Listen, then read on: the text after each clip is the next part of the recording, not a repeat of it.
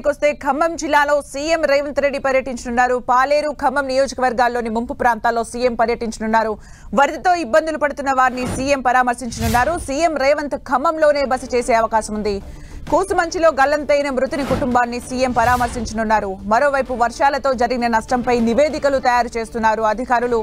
వరదలతో నిరాశ్రయులైన వారికి నిత్యావసరాలు పంపిణీ చేస్తున్నారు.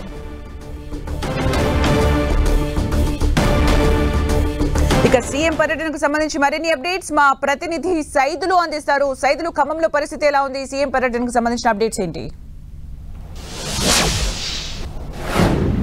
సుమిత్ర, ఉమ్మడి ఖమ్మం జిల్లా వ్యాప్తంగా 2 రోజులు కురిసిన భారీ వర్షాలతో మొత్తం ఆస్తి నష్టం, భారీగా ప్రాణ నష్టం కూడా చోటు చేసుకుందని చెప్పుకోవచ్చు. ఎందుకంటే ఇల్లు కట్టుబట్టలతోనే నిరాశ్రయులై రోడ్డు మీదకి వచ్చిన పరిస్థితి అయితే ఖమ్మం జిల్లాలో చోటు చేసుకుంది.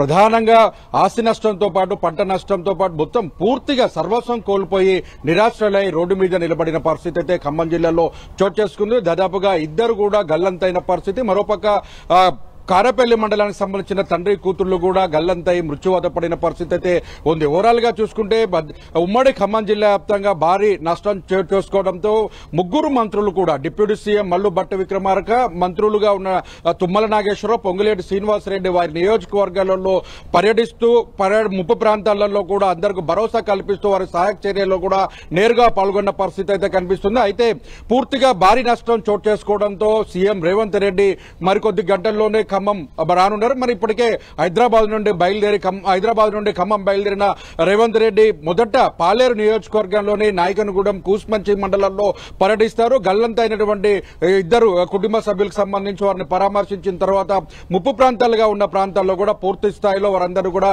పరామర్శిస్తారు. పరామర్శించడంతో పాటు మొత్తం పూర్తిగా పాలేరు నియోజకవర్గం అనంతరం ఖమ్మం నియోజకవర్గానికి చూసుకున్నట్లయితే ఖమ్మం నియోజకవర్గంలో కాలవొడ్డు ప్రాంతంలో పూర్తిగా అటు వెంకటేశ్వర కాలనీ కావచ్చు, మిగిలిన ప్రాంతాలు కూడా పూర్తి స్థాయిలో కూడా పర్యటించి ముప్పు ప్రాంతాల ప్రజలతో మాట్లాడనున్నారు. వారితో ఎంత ఆస్తి నష్టం జరిగింది, ఎక్కడెక్కడ ప్రమాదం జరిగిందని చోటు చేసుకున్నారు.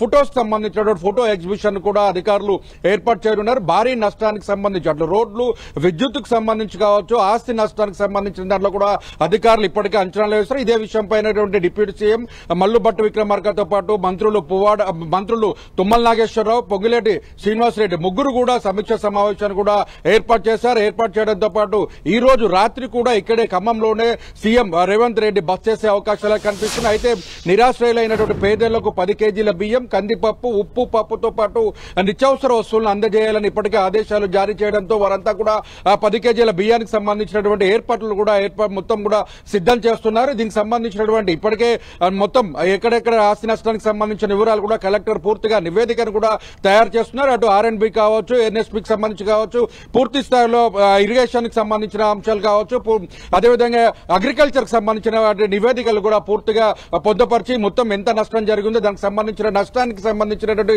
నిధులను మంజూరు చేయడంతో పాటు పూర్తిగా ఆస్తి నష్టం జరిగిన నిరాశ్రయులైనటువంటి పేదలకు ప్రభుత్వం నుంచి ఎటువంటి ఆర్థిక సాయం చేస్తారనే దాని మీద కూడా మొత్తం కూడా ప్రజలు ఎదురు చూస్తున్నారు. దీనికి సంబంధించి కూడా సీఎం రేవంత్ రెడ్డి కూడా ఆర్థిక సాయం ప్రకటించే అవకాశం ఉన్నదనగా మనకు తెలుస్తున్న పరిస్థితి అయితే ఉంది. మొత్తంగా అయితే పూర్తిగా ఆస్తి నష్టానికి సంబంధించిన ఉమ్మడి ఖమ్మం జిల్లాలోనే గతంలో ఎన్నడూ లేని విధంగా ఈసారి ప్రకృతి వైపరీత్యం చోటు చేసుకుంది. ఈ ప్రకృతి వైపరీత్యంతో విలయతాండవం చోటు చేసుకుంది.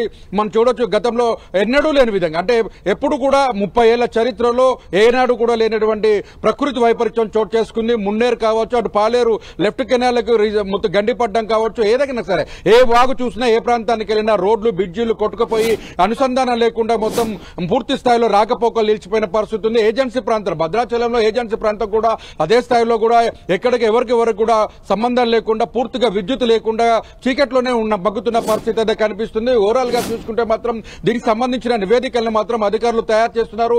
ఎన్ని కోట్ల రూపాయల అవసరం వస్తుంది, ఎన్ని వందల కోట్ల రూపాయల ఆస్తి నష్టం చోటు చేస్తుందని దాని మీద కూడా అధికారులు నివేదికలు తయారు చేస్తున్న పరిస్థితి అయితే కనిపిస్తుంది. అంటే సైదులు, ప్రస్తుతం అంటే గతంలో ఎన్నడూ లేని విధంగా ఖమ్మంలో ఈసారి వరదల ఎఫెక్ట్ కనిపిస్తోంది. అలాగే ముంపు ప్రాంతాలను కూడా గుర్తించినట్టుగా తెలుస్తోంది. అయితే వాళ్లకు నిత్యావసర వసతులు కల్పించే విషయంలో ఎలాంటి చర్యలు చేపడుతున్నారు? పునరావాస కేంద్రాల దగ్గర పరిస్థితి ఎలా ఉంది? అలాగే వాతావరణ శాఖ ఏం చెబుతోంది? చూడొచ్చు ఇప్పటికే మొత్తం కూడా ముప్పు ప్రాంతాల ప్రజలందరూ కూడా పునరావాస కేంద్రాలకు తరలించారు. ఖమ్మంలో 21 పునరావాస కేంద్రాలను ఏర్పాటు చేశారు. నిరాశ్రయులందరూ కూడా భోజనం, టిఫిన్ అవన్నీ కూడా ఏర్పాటు చేస్తున్నారు. అయితే పూర్తిగా అనుకున్నంత స్థాయిలో ఏర్పాట్లు లేవని కూడా బాధితులు ఆందోళన వ్యక్తం చేస్తున్న పరిస్థితి ఉంది. మరో 2 రోజుల పాటు కూడా వాతావరణ శాఖ చెప్తుంది ఉమ్మడి ఖమ్మం జిల్లాలో భారీ వర్షాలు కురిసే అవకాశం ఉన్న నేపథ్యంలో అలర్ట్ గా ఉండాలని కూడా వాతావరణ శాఖ అనౌన్స్మెంట్ చేస్తున్న పరిస్థితి అయితే కనిపిస్తుంది. భారీ వర్షాల నేపథ్యంలో ఇప్పటికే భారీగా ఆస్తి నష్టం జరిగినటువంటి ప్రజలు మరింత 2 రోజుల పాటు కూడా వరదలు వర్షం ఎక్కువగా వస్తే మాత్రం వర్షాలు ఎక్కువగా పడితే మాత్రం తీవ్ర నష్టం వాటిల్తుందని భయాందోళన పడుతున్న పరిస్థితి అయితే ఉంది. ఎందుకంటే ఇప్పటికే ఆస్తి నష్టం జరిగింది, కొంత ప్రాణ నష్టం జరిగింది.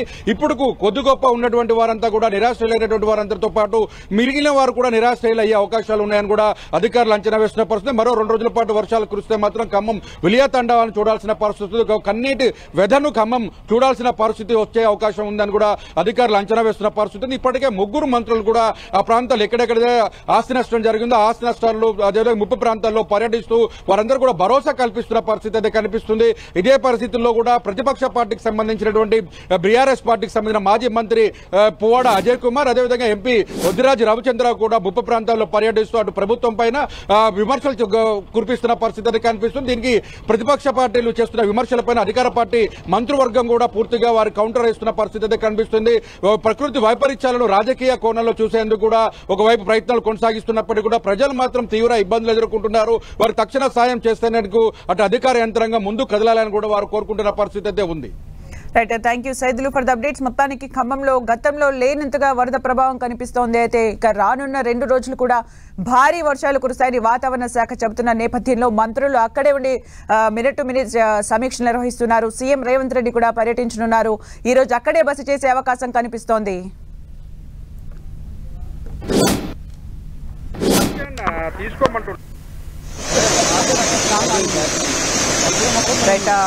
ఖమ్మంలో సీఎం రేవంత్ బస చేసే అవకాశం కనిపిస్తోంది. ఈరోజు ఖమ్మంలో పర్యటించనున్నారు. ఇప్పటికే తుమ్మల, పొంగులేటి భట్టి అక్కడే ఉంటూ సమీక్షలు నిర్వహిస్తూ ఉన్నారు. ప్రాణ ఆస్తి నష్టాన్ని సమీక్షలు నిర్వహిస్తూ ఉన్నారు. అలాగే ముంపు ప్రభావిత ప్రాంతాల్లో కూడా పర్యటిస్తూ ఉన్నారు. పునరావాస కేంద్రాల పరిస్థితిని కూడా సమీక్షిస్తూ ఉన్నారు. అలాగే పునరావాస కేంద్రాలకు తరలించే ప్రయత్నాలు కూడా చేస్తూ ఉన్నారు. అలాగే కేంద్ర సహాయం కూడా తీసుకునే అవకాశం కనిపిస్తోంది. నిన్న కూడా మనం చూసాము వరదల్లో చిక్కుకున్న వారికి హెల్ప్ చేసే అవకాశం చేస్తూ ఉన్నారు. అలాగే ఆహార పదార్థాల పంపిణీ కూడా చేస్తున్నారు. సీఎం రేవంత్ రెడ్డి అక్కడే బస చేసే అవకాశం కనిపిస్తోంది ఈరోజు.